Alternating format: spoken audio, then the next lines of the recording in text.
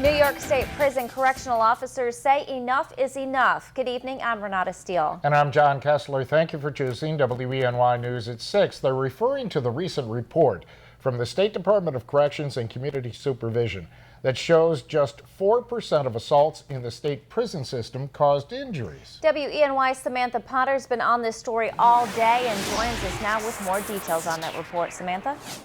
John and Renata, according to the Officers Union, the number of injuries to correction officers are underreported. Locally, we reported just over a month ago, a correction officer at the Elmira prison was stabbed in the chest 7 times, but this incident isn't classified as a serious injury, according to the state. A report from the State Department of Corrections and Community Supervision, DOCS, shows 539 inmate on-staff assaults so far this year, but at the same time reported 0 of those assaults caused serious injuries. However, the Corrections Officer Union, NYCOPBA, and elected leaders say the severity of these injuries are being downplayed. And to say that there's no serious assaults going on in our facilities, I don't know how they come up with those numbers.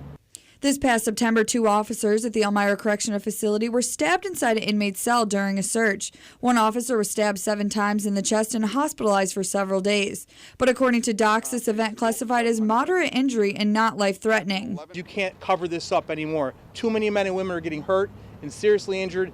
The DOCS report showed a 24% increase in assaults on staff in the past 4 years. The Correctional Officers Union believed the increase in assaults coincides with the closure of 12 prisons during that time. In 2011, Governor Cuomo announced he would consolidate the state's correctional facilities due to a declining prison population. So what they've done is taken the maximum security inmate and moved them into the medium setting, which has promoted more violence in our medium settings as well. Power says closing prisons makes other prisons more crowded, which creates an unsafe environment for guards and the inmates. However, DOC spokeswoman Linda Foglia denies any problem of overcrowding and says there are more than 1,000 empty beds in the New York State prison system. Think about a number of people living in close confinement. We'd have a tough time doing that on our own. Now think of criminals doing that. And it doesn't make for a safe environment for the corrections officers, and it doesn't make for a safe environment for the inmates as well. The 2014-2015 New York State budget called for a review of staffing at the state's prisons. However, NYCOPBA says this has yet to happen. In the studio, Samantha Potter, WENY News.